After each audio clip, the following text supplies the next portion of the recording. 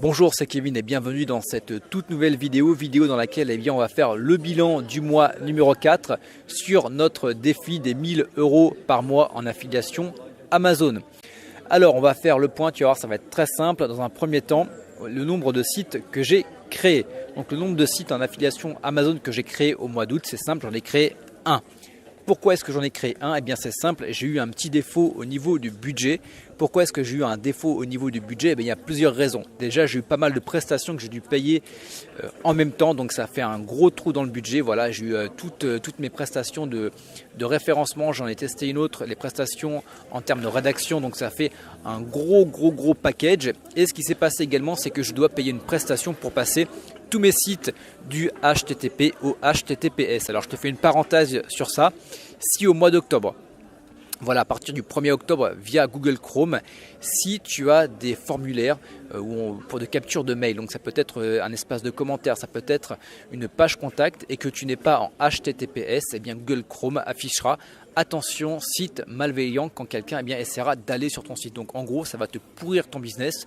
Donc ce que j'ai fait, je ne me suis pas pris la tête, j'ai plus de 100 sites, je paye une prestation qui va me coûter à peu près 750 € pour passer tous mes sites du HTTP au HTTPS. Donc c'est pour ça que j'ai préféré privilégier les business existants que d'investir dans d'autres sites de niche. Voici la raison.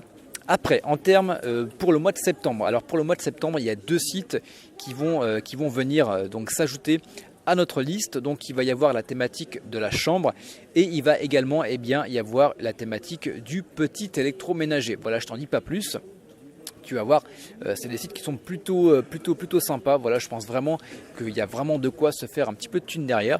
Donc bien sûr, dans tous les cas, comme on va le faire dès maintenant, on va parler des gains et les gains qui seront à venir. Donc au niveau des gains, donc si on compare avec juillet, donc en juillet c'est simple. En juillet, j'avais donc 337 clics sur mes liens d'affiliation. J'en ai eu 618 au mois d'août. Au niveau des articles commandés, j'en ai eu 22 au mois de juillet 2017, j'en ai eu 31 au mois d'août. Au niveau du taux de conversion, il a un petit peu baissé, j'étais à 6,53 de taux de conversion et là je suis à 5,02. Et au niveau des gains, on était à 43,05 € et je suis à 76,05 € pour le mois d'août 2017. On a pratiquement franchi la barre des 100 €. Voilà, ça commence à me faire plaisir.